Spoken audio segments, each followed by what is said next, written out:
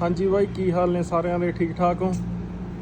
लो जी, आ दसो capacitor 45 plus 4 UF ਦਾ देखो ਕਿਸੇ ਵੀ ਪਾਸਿਓਂ ਇਹ ਡੈਮੇਜ ਜਾਂ ਖਰਾਬ ਨਹੀਂ ਲੱਗ ਰਿਹਾ, ਕਿਉਂਕਿ ਇਹ 5-6 ਮਹੀਨੇ ਪਹਿਲਾਂ ਹੀ ਕਪੈਸਿਟਰ ਚੇਂਜ ਹੋਇਆ ਵਾ।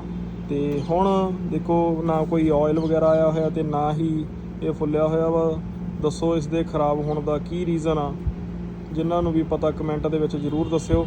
ਧੰਨਵਾਦ।